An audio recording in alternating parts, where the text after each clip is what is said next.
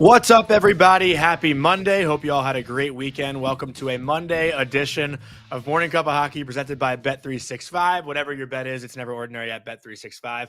That's Colby Cohen, weirdly in a smiley mood. You're creeping me out. I don't know what's going on over there.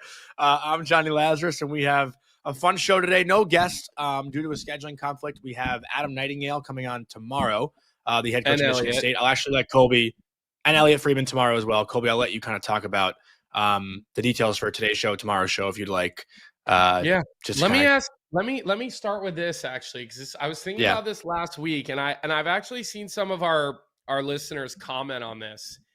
I find myself sort of doing a little bit of a head nod when the music to our show comes on. I like our show music this year so much more. Me too. So we'll give a little bit of love to the team that works behind the scenes on building it. And no, it's not Vic. So we're not giving him love, but giving the other people love. I'm curious because I think I saw some people actually chirping the music either in the chat or on the stream. Do you guys like the new music on our show? Like I said, I personally like it, but I'm curious, where do you, how does everybody feel about our new music on our show? Let us know. I like it too. I actually hum it in my head throughout the day, honestly. So I'm a big fan of it too. But Colby, I actually want to start today not talking about hockey, and I'm sure everyone can kind of see this coming. But before we get into the show, what can I finish? You asked me to preview today's show and what happened with Mighty and all. So, I just wanted to ask a question. You like to let people get a little engaged right away, Jonny, and actually give people an opportunity to filter in. So please let us know, though. Send Jonny a DM and tell him if you like our music or not. Definitely don't send that DM to me because I will not see it. But send it to Jonny for sure, and let us know, because hey, at the end of the day, we want you guys to be happy too, sort of. For today's show, we were supposed to have Adam Nightingale on for our Cuppa College segment at the end of today's show. He reached out to me this morning, had something come up. No big deal. So we will pivot, and we'll have Adam Nightingale tomorrow after we have Elliot Friedman. So tomorrow will definitely be a busy day with two guests, which I don't think is a big deal because honestly, there was so many games throughout the weekend. You and I were both pretty busy with hockey. You're in Omaha. We had games. I think yesterday we both had an opportunity to catch up a little bit. Maybe you'll talk a little bit about what you saw over the weekend with the USHL. And the other thing we didn't put in our rundown today, which I completely forgot because I have been foaming at the mouth to talk about. Vic, do me a favor. Please go find that tweet from that moron Antoine Roussel as to what he put on social media. And I want to talk about that today because I will tell you, when this tweet popped up on my social media over the weekend, Jonny, and I saw him, that guy being the person who said it. I had heard about this comment, but nobody had told me who said it. And boy, when I saw it, oh man, it really struck a nerve as to how fucked up thinking can be and how stupid and selfish people can be in youth and junior hockey. And Vic, I don't know if you. Well, why don't we start there, Colby? Yeah, why don't you just go into it? I mean, there's no reason to change topics. Yeah. No, that's why I asked Vic to pull it up because I will tell you guys. So I'll give you a little bit of the backstory. Obviously, there is player movement happening in junior hockey, and if you go back and you listen to everything that we have said, okay, we have been fair arbiters of what is going on in junior hockey. We have both supported CHL players coming to the NCAA.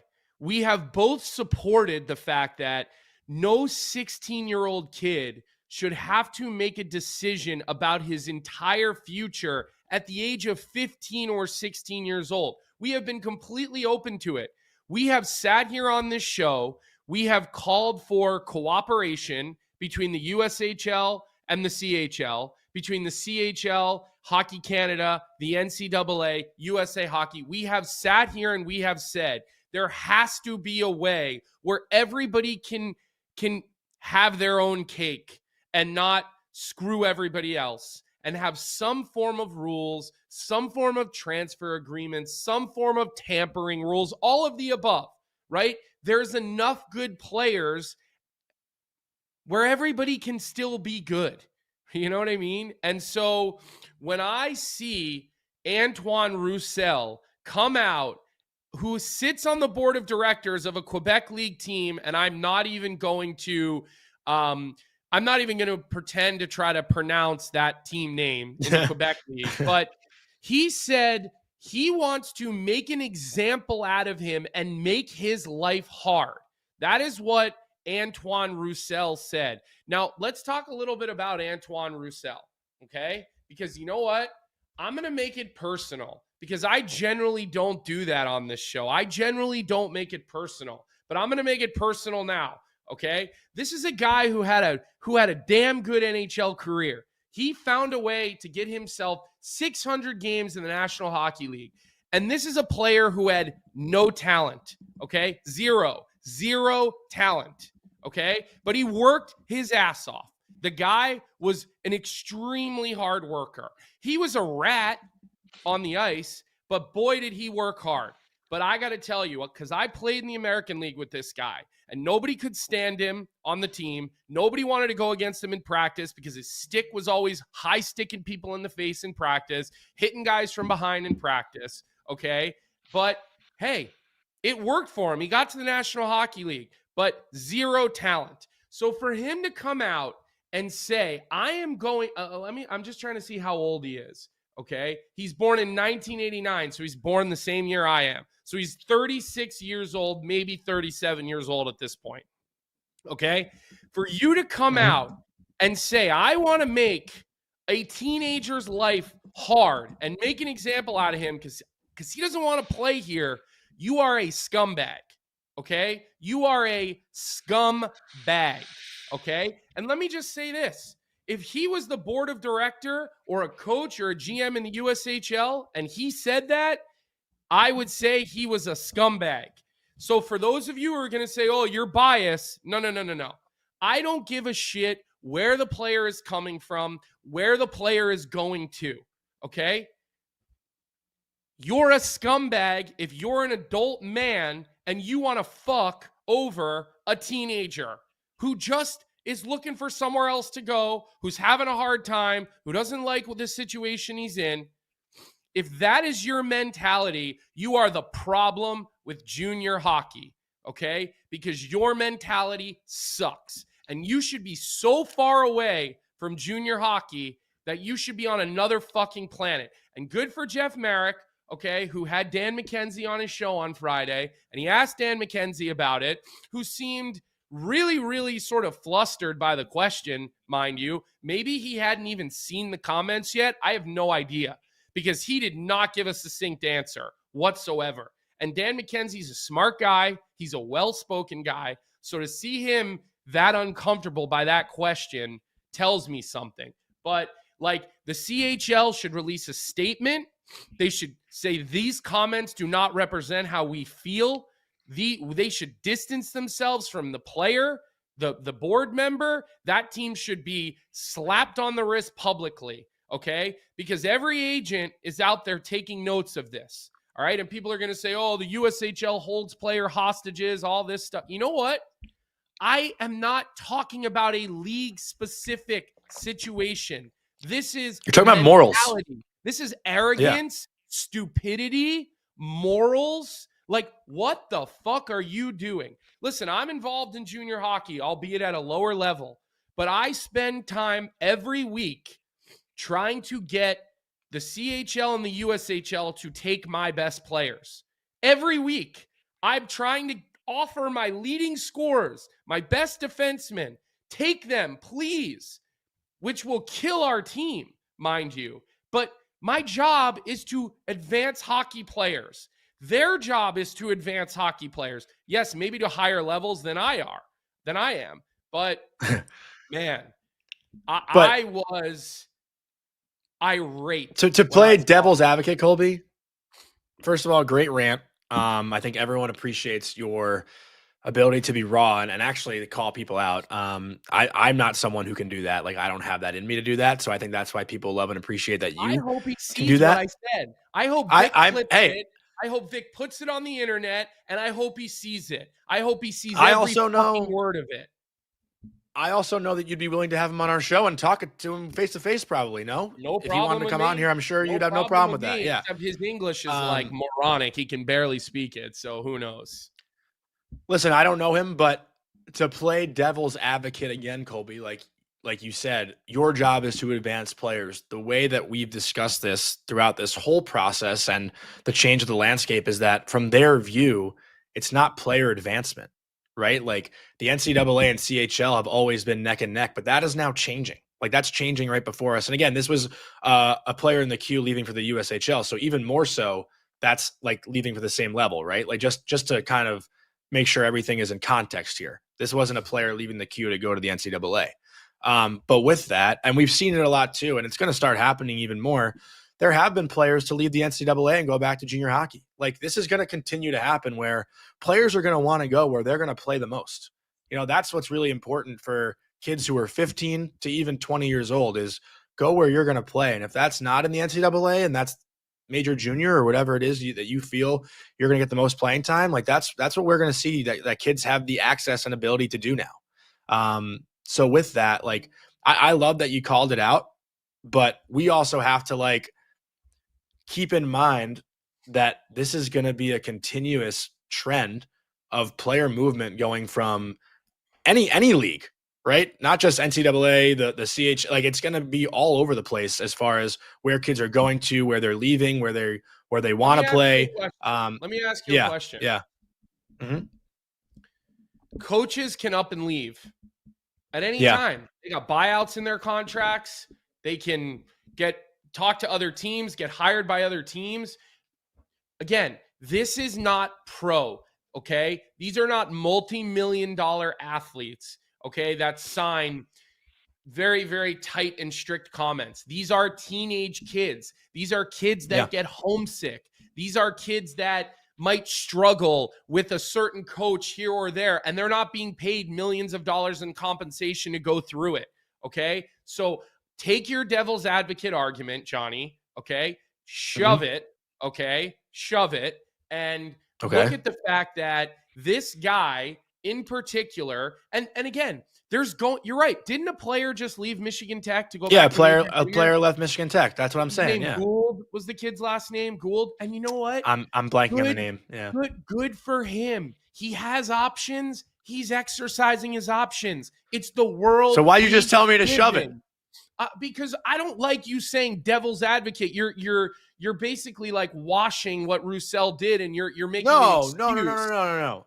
No, I'm just saying, like, the way that they view it, the CHL doesn't view it as player advancement. In their mind, they've been the top level of developing players for the NHL, and that's all I'm saying. Like, I understand their frame of thought. Like, we thought they were just going to fold over and be like, oh, you know what? The NCAA is becoming the prime place for guys to go before the NHL. We're just going to let that happen. They're not going to let that happen so easily. You're missing my point a little bit right now. I understand. I get it. No, I get it. They have a mentality that we are the best and we are the only way. I understand that. And you know what? The CHL is fucking incredible hockey. It's a great path.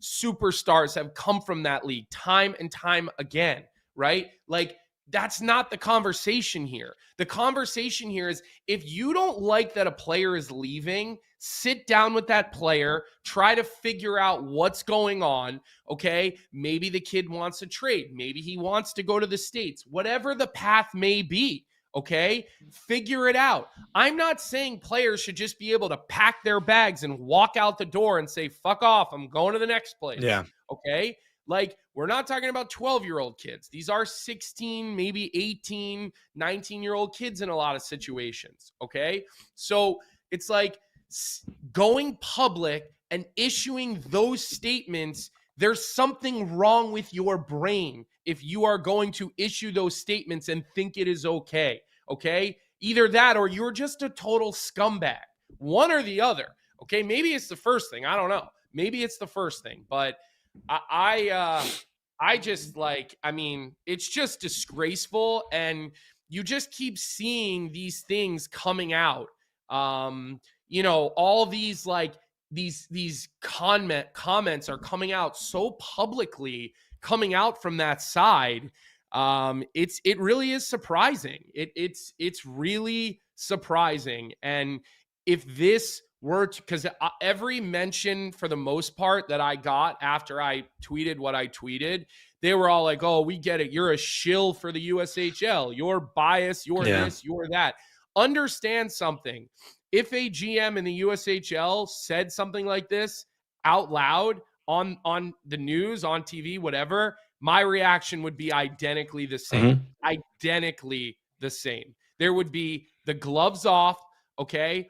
And it would be identical, my reaction, because at the end of the day, these are young people, okay? These are young people. These are not, seasoned adults, okay? And so I just, man, that was, it was jarring to read those comments for me, at least. It was jarring to read those comments. Yeah, and again, you're someone who's close to it. You're a coach in junior hockey, so I think everyone appreciates and respects your comments. And we'll talk more about the landscape probably tomorrow when we have Nightingale on.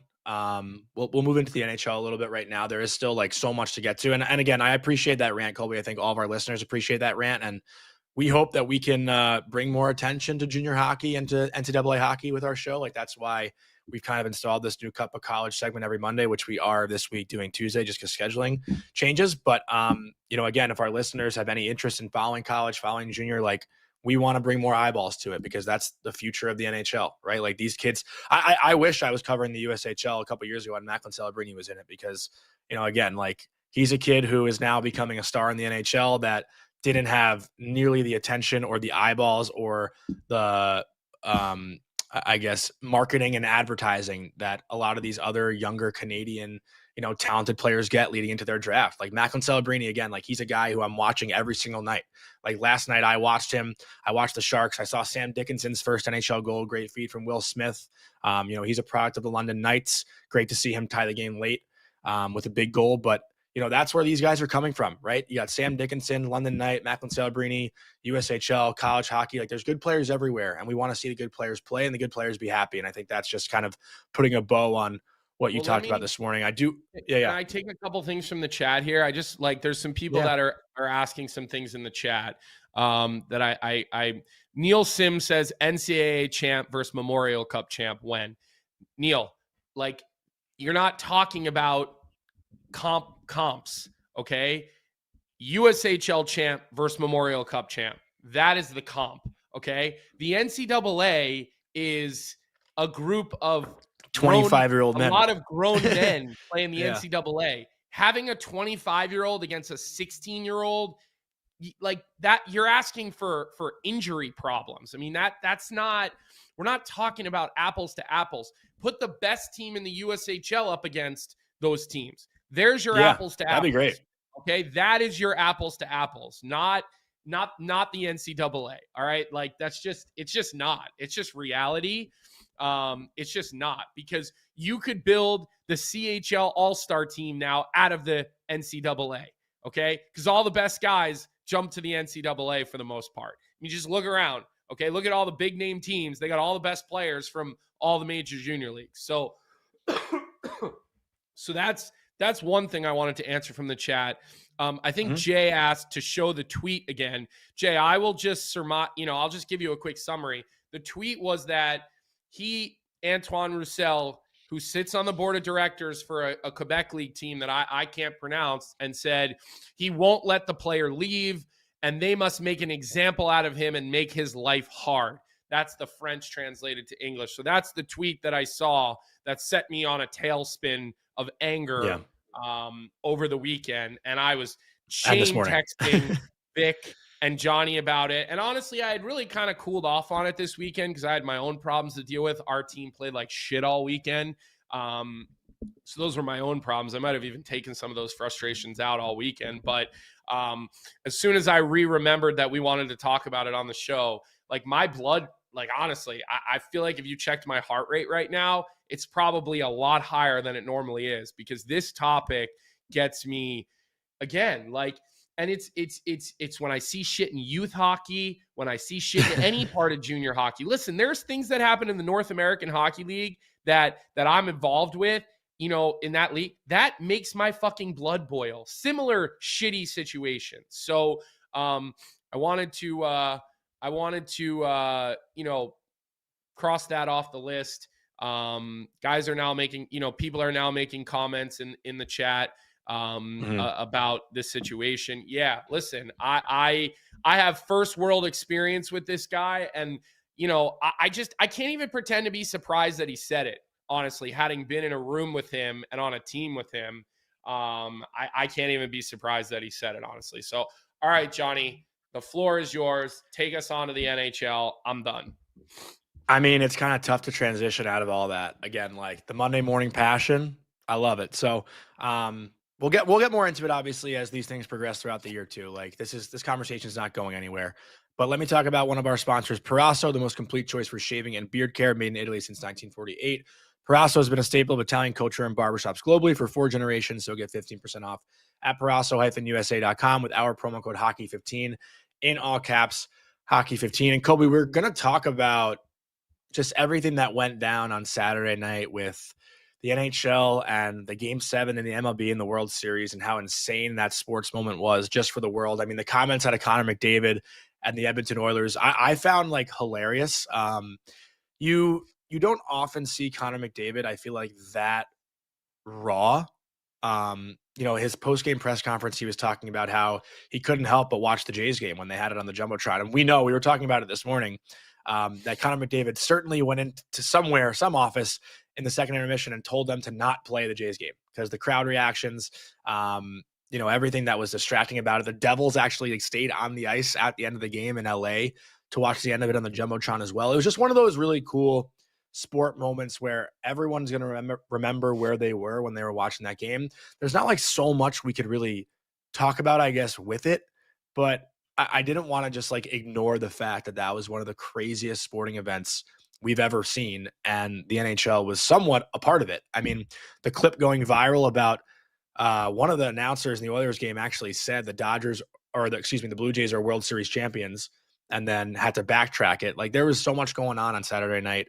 I know you watched it a little bit late, but I was watching that game from like the 4th inning on, and it was fucking awesome. I don't know what we can really get into depth about it, but I'm sure our chat's going to talk about it a little bit too. I feel so bad for Tyler Yaremchuk. I mean, having to go through 2 Stanley Cup finals where his team comes up short, and then experiencing that Game 7 with the Blue Jays. I mean, poor Tyler. I wanted to ask him to come on this morning, but I feel like it'd be too mean to do that. I think that what was pretty cool about it was how like the whole country, because they don't have the Montreal Expos anymore. I don't even you remember the Montreal? Yeah, I know. I was alive for them. Yeah, right. I was alive. Okay, so it's like the whole country was behind the Toronto Blue Jays, and I think that's cool to see that. You know, like the whole country getting behind a certain team, and you know, obviously there's a lot of Canadian hockey players in the National Hockey League. So, you know, those guys were dialed in. I mean, look, you got to put that up there with some of the most insane comebacks in hockey of all time, whether it was the Leafs, the 4-1 game, which I was a press box, you know, press box participant is what I like to refer to most of my NHL career as a press box participant.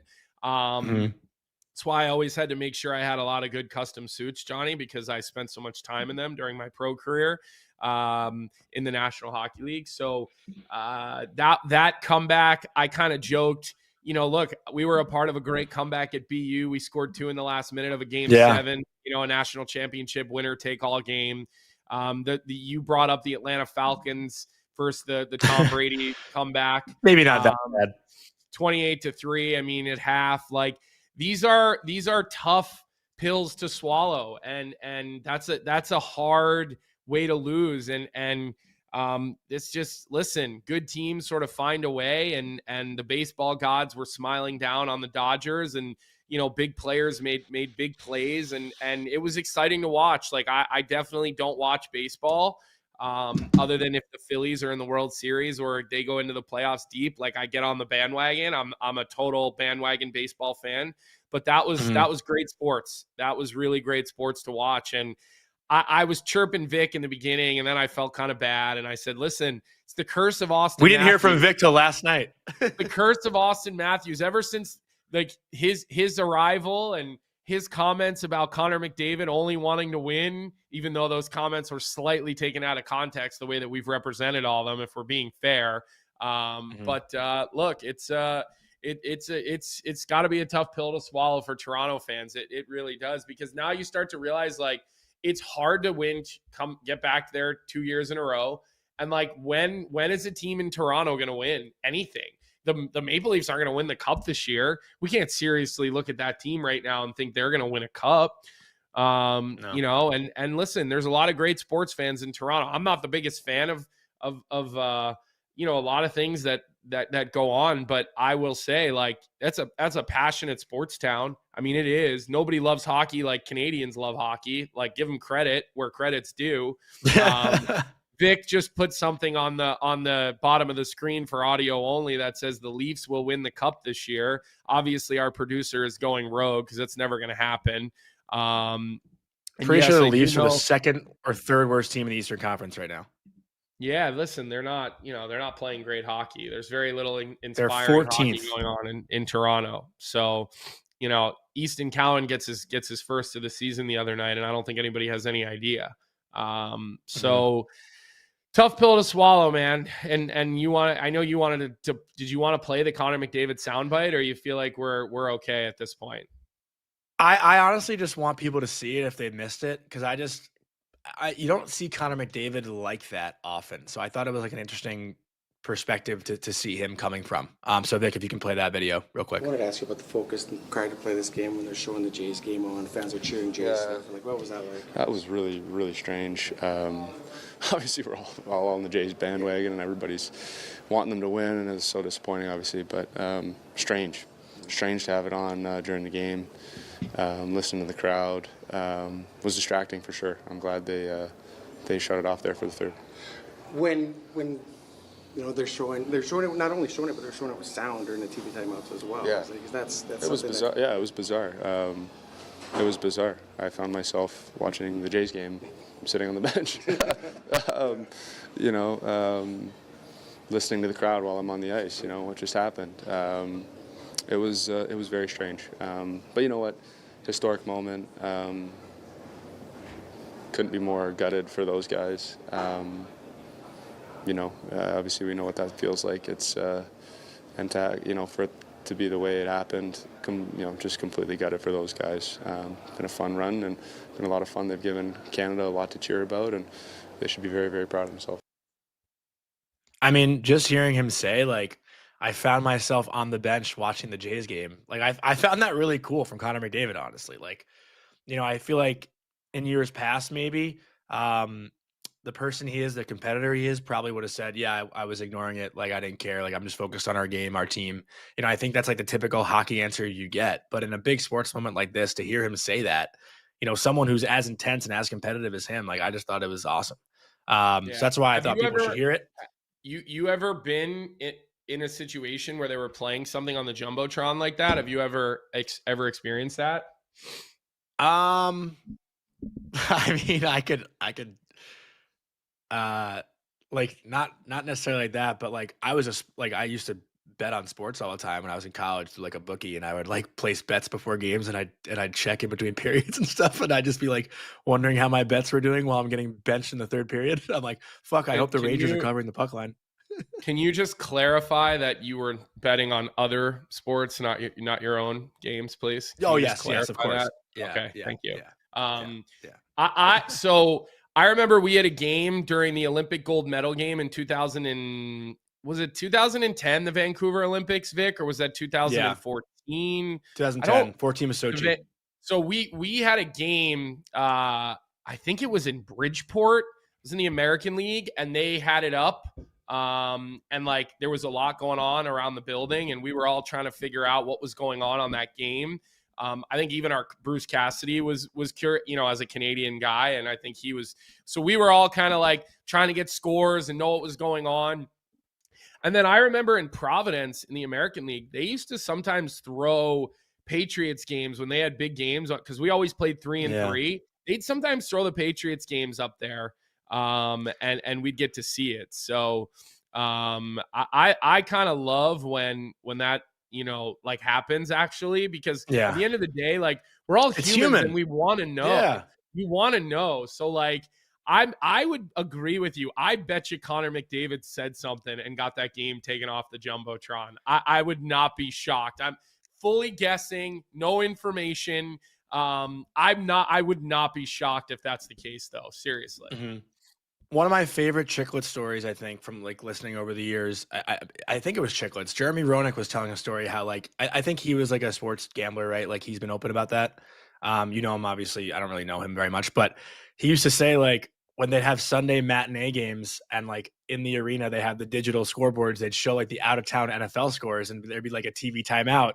And Jeremy Roenick would be smiling and laughing. And everyone's like, JR, what the fuck are you laughing at? We're down 3-0. He goes, yeah, but the Falcons are covering, like shit like that. Like I think that's funny stuff. And I'm pretty sure that was an interview he did like maybe years ago, but I remember hearing him tell that story and I was like, what a human being that was, what a funny moment, because everyone's human. We all care about our sports teams, whether it's the Blue Jays or, like for me, I love the Knicks. So like, I'm always interested in how the Knicks are doing, but stuff like that I think is awesome.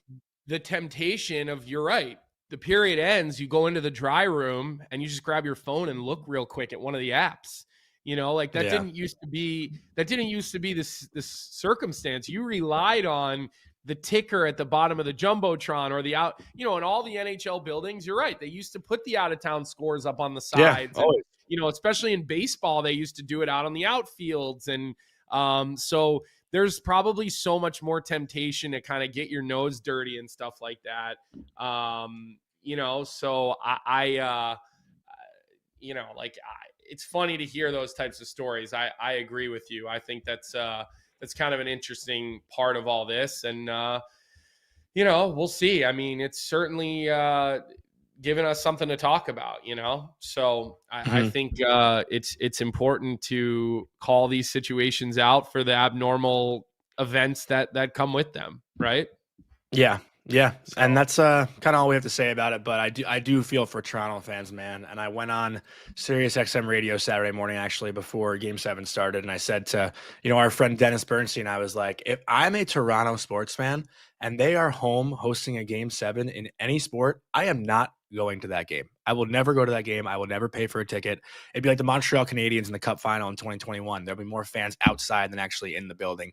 That was obviously due to COVID, but the heartbreak that city has faced time and time again, man. Like, I wouldn't wish that on my worst enemy. So I feel for the Jays fans that woke up this morning and have to do their shows, and everyone's going to talk about it, I imagine, no matter what sports show you're covering. Like, that's one of those things, right? Like, Alcaraz Sinner, like in the French Open, like just one of those things. Everyone kind of pauses what they're doing and watches. So just felt like we needed to talk about it, but let's get into our next order of business. But first, a quick word from our sponsor, Bauer.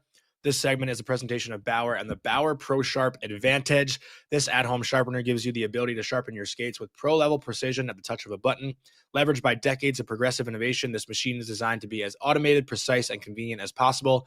Easy to use, the Advantage features an interactive touchscreen, user profiles, and has readily available how-to videos and troubleshooting tips to have you ready to sharpen like an expert. Whether you're sharpening skates in your garage, at the rink, or even on the road, the Advantage at-home sharpener ensures that your skates are always game ready. So learn more at the Bauer Pro Sharp Advantage at Bauer.com. And we're going to talk about the Tampa Bay Lightning, Colby, because last week or 2 weeks ago, I think with Elliot Friedman, you were kind of dancing on their grave. I feel like you called your shot. You said Tampa was going to suck this year, and they found themselves at the bottom of the East. I didn't say they were going to suck. I said they were going to take a step back this year, and I didn't think that they were poised for another run. That's what I said. I said I thought they were going to struggle this year. I thought their roster has too many holes on it, and I still agree. Looking at their lineup, they got too many holes in order to be a team that's playing in June. Having said that, here comes their 5-game winning streak, right? And having said that, this is a team that we've talked about how good of a coach John Cooper is. I think we all know. And when you saw the early goings of the season, Johnny, you looked at this team and said, this is not how they play. And I'm going to read you 3 things, and then I'm going to let you have it back because you look like you got something important to say. 2-1 win over Vegas. They gave up 19 shots on goal. 2-1 win over Dallas. 21 shots on goal. 5-2 win over Nashville. They gave up 20 shots on goal. That's their last 3 wins. Okay. They are buckled down with puck management, okay, with body position, with staying above the puck. And you look at the way they manage the puck through the early stages, boy, it's like they flipped a switch and now they are suffocating you, knowing that they don't have the offensive depth anymore. They've got superstars. There's no, like, there's a couple of them, man, at the top of that lineup, obviously, with Point and Kucherov and Gensel. But, man, after those 3 guys, now Hagel has found his game a little bit, but is Anthony Cirelli really, like, is he your offensive guy? No, he's playing in the second line center right now. They have no Nick Paul. Like, this lineup to me still has holes in it, Johnny, but now they're giving up 20 shots a game. They're staying above the puck, and they're managing it at the Blues and the red line, and they look like a different team the last couple of games. And you know what the scary thing is too, Colby, like you mentioned, in those 5 games, I think their power play is actually like below 10%. So it's not even like their power play is clicking either. And their power play unit is like, you know, I think I said before the season started in like our season predictions, like their power play unit should have no excuses but to be a top 5 unit in the NHL. I mean, when they're fully loaded, like the weapons on that unit, Braden Point's one of the better net front bumper guys in the NHL. Kucherov, obviously, you know, known to be somewhat of a power play specialist. Jake Gensel is a, you know, prolific 40-goal scorer, can score from anywhere, and had been running the top. I don't know if I'd consider Kuch to be a power play specialist. I mean, he makes it happen. But some people say that. Okay, I just want to make sure, because a lot of times when we call a guy a power play specialist, we're discounting everything else that they do. I mean, I just want to make sure that that's not what you meant, because I think there's so much more to Kucherov's game. Okay, no. I'm just and with Point, but when you have the ice in your veins that Kucherov has on the flank, and you're able to basically be committed to shooting a puck like 97% of the way through, and then all you need is 3% to turn your hands over and slip it into the bumper. Those two are a lethal combination. Like, I agree with you on that. They are as good as that 1-2 punch on the power play in those 2 spots as anybody. As far as Kucherov goes, and I'll honestly make this like power play specialist thing a conversation, because people that say that, your power play is fucking important. You're not winning a cup if your power play doesn't sure. Like everyone that says like, oh, they suck at 5-on-5, but they only rely on their power play. Well, guess what? You need a good power play. And with Kucherov, like looking at numbers, Colby, obviously we all know who the best player in the game is, right? Connor McDavid. Yes. Yeah. Would you say Connor McDavid's the most dangerous power play player in the NHL too? Yes. Yeah. Come on. You're saying there's someone more dangerous than McDavid on the power play? Like I listen. Well, hold on. I just want to like think about it. I mean, yeah, like he's a different type of force on the power play because of the attention that he calls to himself. But I'd probably throw him as the first guy. But I think on the power play, like I do think there's a couple of guys in the NHL that are closer to him at being good on the power play than they are at 5-on-5. Does that make sense? What I'm saying there? Well, that makes like that I sense, think. Yeah, like there's nobody like him at 5-on-5. I think there's a couple of players that are like him on special teams with that extra open space. There's nobody like him 5-on-5. You know, because that's a fair comment. You neutralize. Listen, 5-on-5's played in one zone. Power plays mostly played in one zone. Okay, so you take away his speed through the neutral zone and his ability to gallop, and so I do think like it closes the gap between him and the next player. Is what I'm saying. Is what I mean. Yeah. Okay.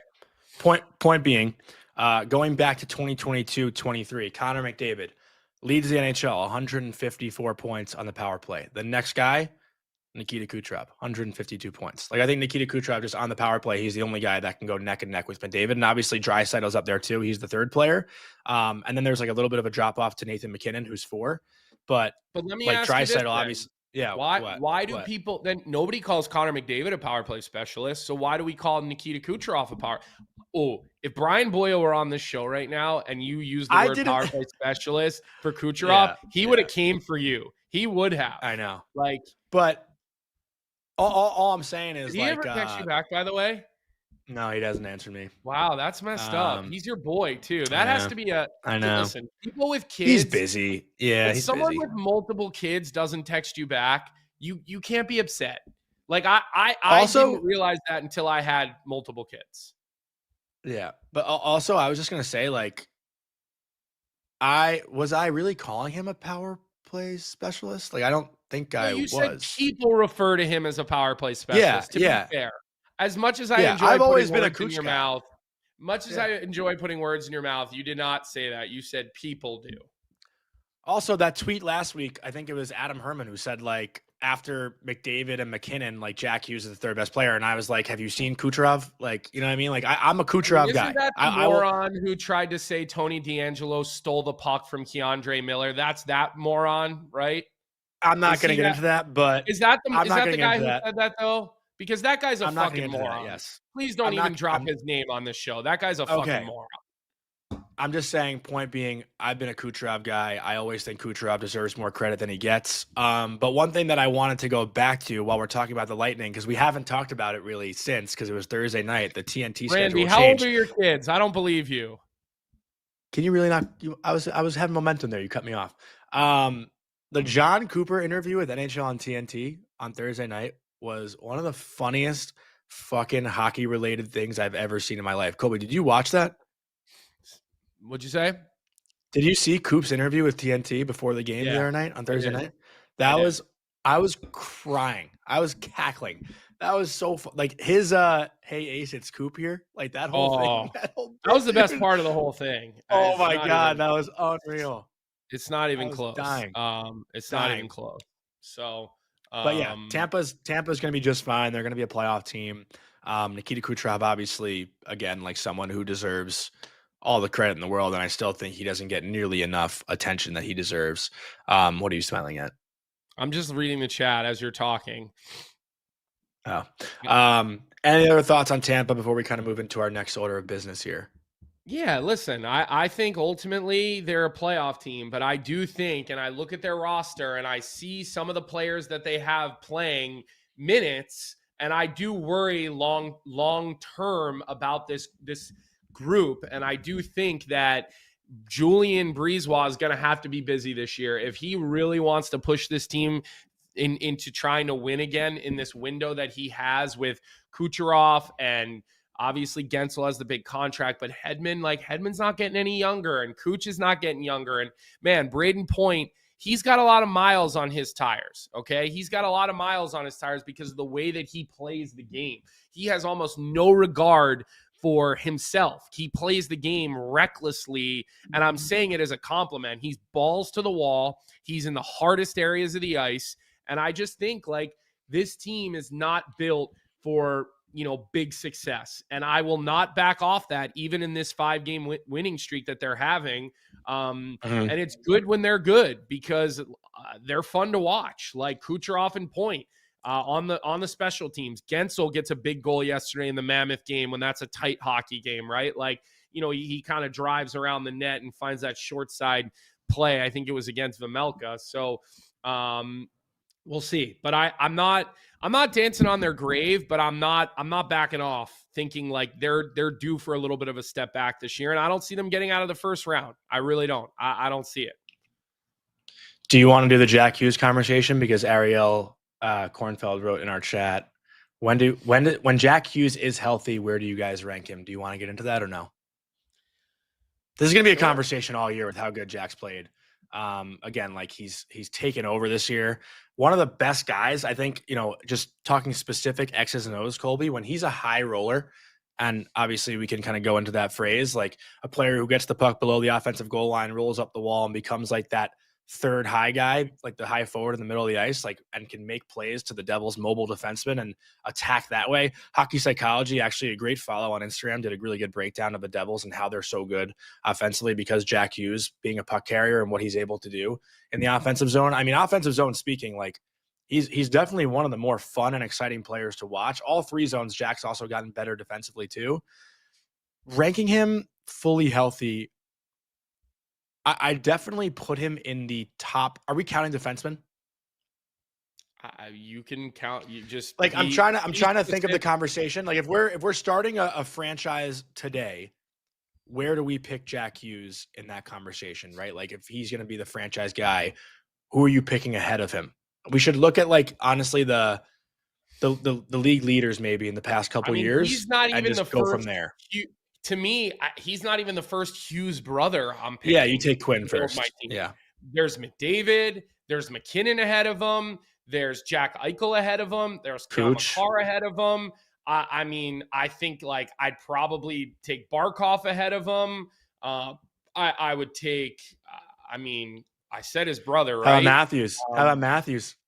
You're like a Matthews hater now. I feel. I'm not a Matthews hater, but I'm not building a team around Austin Matthews. He's not the guy I'm building a team around. And honestly, like I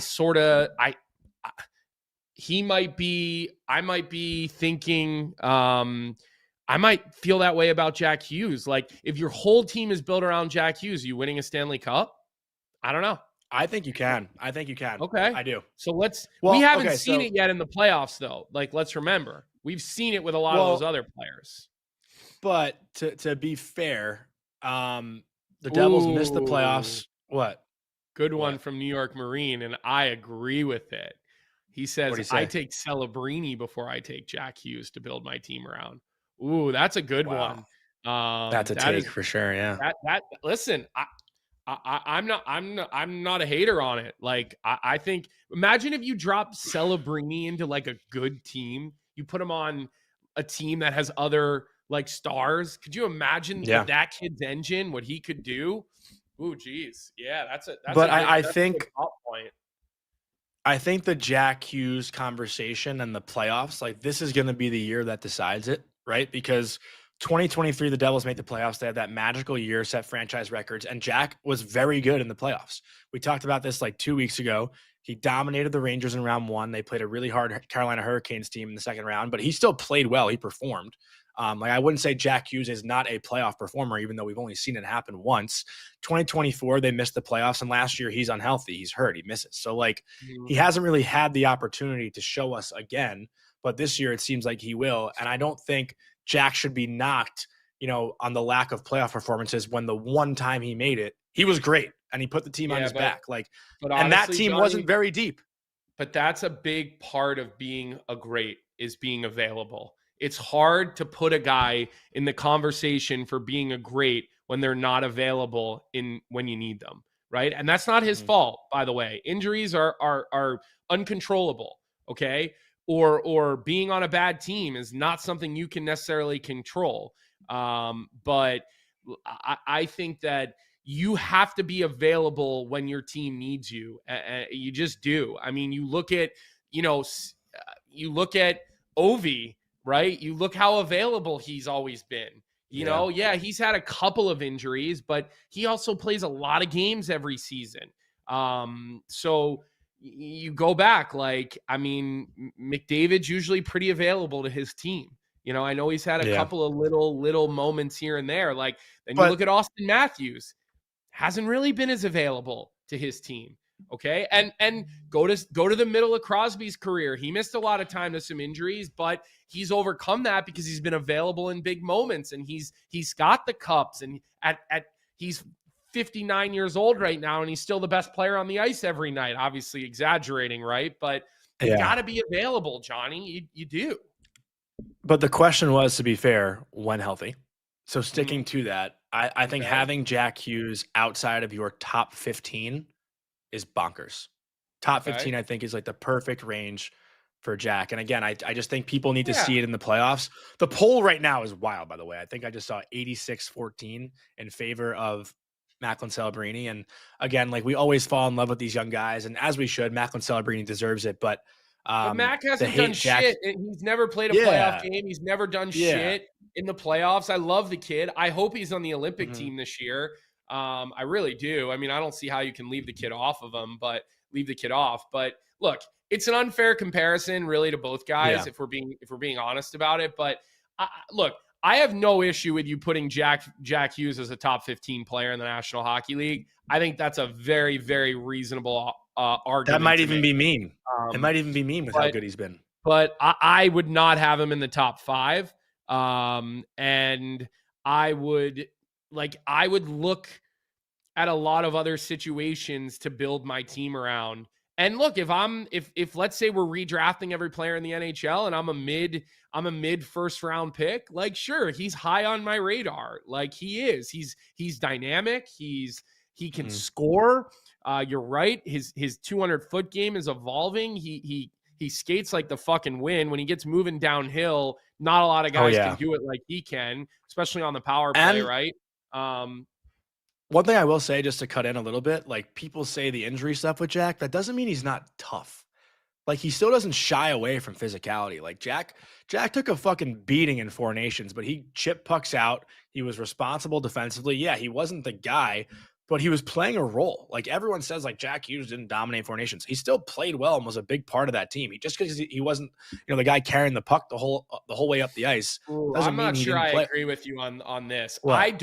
I'm not saying I did. I don't look at him. He was a role player on that team. I don't look at him and say, oh, he's soft.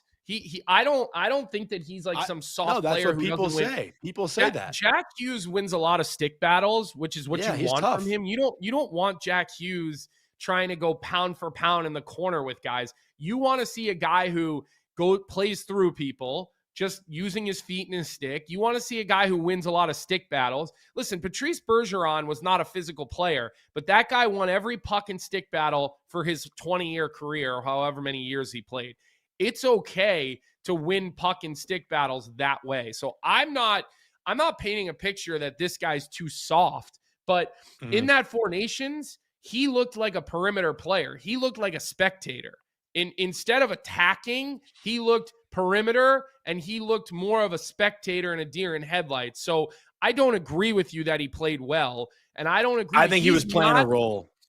He isn't the type of player that's a role player. He needs to assert himself offensively in order to have an impact on that team. So while I've sat here and agreed with almost everything you've said, and I have defended if people think he's soft, but yeah, even OZ says Jack was getting knocked off the puck. I totally agree. In 4 Nations, he was soft on the puck and soft on his stick. The point was, he wasn't shying away. Yeah, but he's not like afraid to go into the battle. He's not afraid to go into the battle, though. That's what I'm saying. I would never. But there are guys who are afraid for Jack Hughes. Never. I would never use that term for Jack Hughes. Also, never. One thing, because D. White said Jack Hughes is 33rd in scoring from 2023-24 to present. 15 might be optimistic, in my opinion. But let me actually fire back here, because, again, we talk about when healthy. And if you look at points per game since 2023-24, Jack is actually 13th. So he is top 15 in points per game. He's averaging 1.17 points per game since 2023-24. So just to clarify, if we're talking about points and production, Jack's top 15 in that sense. So let me just read that list, honestly. 1 is Kucherov, 2 McDavid, 3 McKinnon, 4 Draisaitl, 5 Pasternak, 6 Kaprizov, 7 Marner, 8 Panarin, 9 Matthews, 10 Eichel, 11 Rantanen, 12 Makar, 13 Hughes, 14 Crosby, and 15 William Nylander. How about Nylander cracking that top 15? Pretty damn impressive. I mean, listen, there were a lot of years in the NHL, Johnny, where you could say, look at this 10-year span of time and the points. Claude Giroux would be in the top 3, okay, scoring over 10 years, right? I mean, so there's always one person that you don't realize, and I think Giroux was that guy for a while, where you could be like, oh, wow, he was behind Ovechkin and McDavid or something like that. Like, I don't remember the exact players. It was like Kessel, Giroux, and right? It was like 2012 to 2014. Giroux led the league in points in those 3 years. So look, I remember that. Jack Hughes convo is going to continue. It's going to be ongoing. We'll see what he does when the weather turns. Right? I always say, don't fall in love with your players in July. If you really want to fall in love with guys, wait till it goes from winter to spring and then early summer. So. But the July, you get yourself in trouble. So let's keep moving along here, Johnny, as we get closer to 10 a.m. I know you got to get to the airport here shortly. Yeah, so let's give a word from our sponsor, Uber Eats. Uber Eats is enabling fans to maximize their fandom all season long with exclusive game day deals on the app, from game day eats to paper plates and napkins. If you're hosting, to all the ingredients you need to make your favorite game day dip before, during, and after the game. Uber Eats is assisting every fan's hockey experience all season long, and we will stay with the Devils because Jacob Markstrom just signed a 2-year, $6 million extension, and interesting timing because his numbers so far this year are not too impressive. So today's Uber Eats stat of the day: through 5 games played, Jacob Markstrom is 3-2-0 with a .875 save percentage and a 4.17 goals against average. Do you think they signed this extension too soon with how good Jake Allen has been to start the year? No, I do not. I think this worked out really well because the years are short. I think the reality is, Jonny, how many teams are out there searching for a goaltender? Everybody. Okay. Mm-hmm. Every goaltender is locked up at the moment, right? At least the ones that should be. And so you have this tandem here, and you have Jake Allen, who is a very formidable backup, who's got 5 years left on his contract at 1.8 average. Remember, Jake Allen talked about the fact that he took years instead of dollars. Okay, he wanted a little job security. He's got young kids. That was important to him. The original rumors were that Markstrom wanted a 5 or 6 year deal. Okay, so 35 years old too. To get away with only giving him 2 years, maybe the money is more, right? The number is higher than, but I think the Devils are kind of walking Markstrom in and out the door with the anticipation that Mikhail Yegorov will be the next guy. Okay. And let me just say this about Yegorov. He's having a dog shit season at BU right now. I mean, he has been a shell of himself. A guy who came to BU last year and absolutely saved the season. Okay. But he does not look like a high-end goaltender right now. Now, I'm sure he'll find his game because he's a super talented kid. But to me, a 2-year extension after this season says, you know what? We're going to try to get Yegorov into our American League team system next year. And we're going to try to get him 2 years in the American League. And then hopefully by his 3rd year, maybe he's ready to come up and play 50-50 with Jake Allen. Tuukka Rask had a couple years in the American League before he came up and was on a 60-40 split with Tim Thomas. And then the following year, he got 60, Tim Thomas got 40, and they kind of went back and forth for a while until eventually Tuukka got the reins. So, Jeremiah, you're asking me, Colby, does that have something to do with the team that's in front of him as far as BU is concerned? We're talking about Mikhail Yegorov, the 2nd-round pick of the New Jersey Devils. Listen, of course it does, right? They're a disaster defensively right now, Jeremiah, no doubt. But when you have an all-star type of goaltender or a star type of goaltender, you got to bail your teammates out. And a lot of the goals that have been going in have been soft. He got yanked against Maine the other night for letting in a soft goal. Yeah, it's not helping, but you still got to come up with saves, no doubt. So that I think that Fitzgerald did a great job with that extension, by the way. I think the numbers totally fine for me. $6 million. Listen, he's not in the $8 million range of those other goalies. No. And remember, with the new salary cap, those $8 million guys are that in today's world, that's more like 9.5 or 10 million, right? So for Markstrom to get an extension at the number $6 million, what's that cap hit going to be? That's going to be less than 6% of the cap.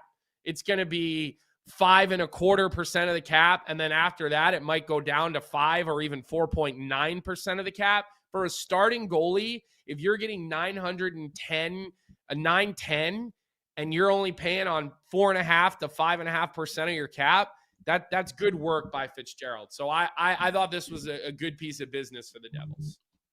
I think just with how Markstrom's played to start the year, and granted, they threw him in a tough spot earlier this week, starting him against Colorado for his first game back, and the Avalanche were buzzing in that game. That was, I think, Tuesday night, the Frozen Frenzy. They go 4 for 6 in the power play. Tough start to the season for Markstrom. But if Markstrom isn't the starter for the playoffs, it's a problem, right? As good as Jake Allen's been, you want Markstrom to be the guy. So that's what they brought him in for. What? Do you agree? Disagree? What? Of course. No, he's your starting goalie. Even if he's not playing well, they need to get him to a place where he is. Jake Allen he can come in and win you games when the other guy's not going, but he's still your starting goaltender. Like, you're going to live or die with your starting goaltender. At the end of the day, just ask the Edmonton Oilers. I mean, just ask them. So, good piece of business by Fitzgerald, in my opinion. Good piece of business. All right, Colby. So not much left to get into today. I know we're running kind of low on time. Tomorrow we got a loaded show with Elliot Friedman, Adam Nightingale, the head coach of Michigan State. Any final things you want to discuss over the weekend? I mean, it might be too late to talk about the Matt Barzal healthy scratch. Listen, rules are team rules. I got no issues with that. I mean, I thought it was handled perfect, actually. Everybody handled it the right way. Barzal handled it the right way. You have to set culture, man. You just do. And so you did the right thing. You really did. It was funny. Yeah. I mean, that's just, there's not a whole lot of conversation to go, in my opinion, with that. Only other topic I would bring up, if you want to discuss just a little bit of it. Do you know who's in first place right now in the Pacific Division? Off the top of my head, is it Anaheim? That would be the 7-3-1 Anaheim Ducks, who look fucking fun right now. And I got to say, the Honda Center, like, if you watch the games, I was watching a little bit of their game last night against Jersey. I just caught the third period because it was after the Omaha Lancers game that I was working. It's loud in there. And I got to tell you, like, as a Ranger fan, seeing how much those fans are loving Chris Kreider and loving Jacob Trouba, it hurts. Like, Jacob Trouba's thrown a couple big hits. He laid somebody out on Detroit after. It might have been Emmett Finney, actually. And the crowd went nuts. Then they have a great performance last night against the Devils. Crowd loves it. They're unreal at home. 3-1-0 at home so far. Leo Carlsson is playing amazing. Cutter Gauthier playing amazing. Troy Terry on a point streak. He looks incredible. Mason McTavish, 6 shootout winner last week. Beckett Seneca, another great performance last night. Jackson Lacombe let me becoming a make stud a of the blue line. Yeah. That play Lacombe made last night where he dove and knocked that. I mean, that was Frankie. I watched a little bit of the Ducks over the last couple of games. It's Seneca is how you're saying it. Yeah. Is that how you're saying it? Beckett Seneca. I didn't realize how much speed he had. No, I knew he was big because I remember him at the draft being like, holy fuck, that's a big boy. But I remember a lot of people were surprised and said that Anaheim reached on him and took him earlier than he should have gone. He went third. But he did. But man, he, with the puck, he's one of these players that gets faster with the puck. And I mean, the goal that he scored last night, to be able to grab that puck out in front of him and then get it back into his body to get a kind of up and under. I mean, I thought Allen should have had a better play on that puck. He was able to kind of get it through the chicken wing, but I was impressed with that kid, man. He's all over the ice, Seneca. Like, he looks like a guy who can really, really go and put defensemen in an uncomfortable situation. And I see your comment, Ice Clubs. His voice is so startling. It's insane. It's insane. I've seen other people comment on his voice. I haven't heard it yet, so I'm going to have to look it up today. Send me something about it. His voice does not match his face at all. It's like the deepest voice ever. All right. Similar to Vlasic. Send me something. So, all right, let's do our last order of business here, Johnny, and then we'll wish everybody well. Okay. All right, so we'll talk about our bet of the night. Again, our bet on Thursday hit. We had the Carolina Hurricanes -1.5. That was the night, actually, that Barzal got scratched. And I think our bets are definitely in the green, Vic. We need to go back and find our record and figure it out. But tonight's Bet365, bet of the night, whatever your bet is, it's never ordinary at Bet365. Download the app and get in on the game. You must be 19 or older. We're going to stick with this Toronto theme and fade them. We're going to take the Pittsburgh Penguins, who have been playing some good hockey. As of late, they are +140 on the road in Toronto tonight. The Penguins, just looking at their last couple of games here, they've kind of gone back and forth as far as the wins and losses go. They just lost the Winnipeg Jets on Saturday night, but they've won, it looks like, 4 out of their last 7. The Penguins, again, a team that's been trending in the right direction to start the year. One of the bigger surprises through the month of October. I mean, we're talking about a team right now that's second in the Metropolitan Division when I think everyone had them to finish 8th. So good things coming out of Pittsburgh. And Rand Pecknold just liked my tweet when I tweeted Colby is popping off right now to start the show. But Penguins money line in Toronto. Feel bad for those people there, but I'll feel even worse for them tomorrow after Pittsburgh goes into Toronto and beats them. Colby, any final thoughts to wrap the show up today? No, listen, make sure you like this episode before you call it a day. So hit that like button on the way out. We got to keep those automatic downloads going. Spotify, podcast, get your audio onlys booked in. Not only are we posting the show every day, but we're trying to separate out the interviews. So if there's a coach you're interested in or a player, whoever, Elliot we have on the show, we'll make those interviews available to you. Give Vic credit. He's cutting more than one thing for the show every day, making it easier for those of you who just want to hear the interview portions. Remember, tomorrow we'll have Elliot Friedman. We'll have Adam Nightingale, the head coach at the #1 Michigan State Spartans. They'll both be joining the show tomorrow, so that'll be exciting. Leave your comments in the YouTube stream once we're done. Vic saying Leafs 2026 Stanley Cup champions again, which we know is never going to happen. Yeah, so make sure you continue to interact with us, interact with the show.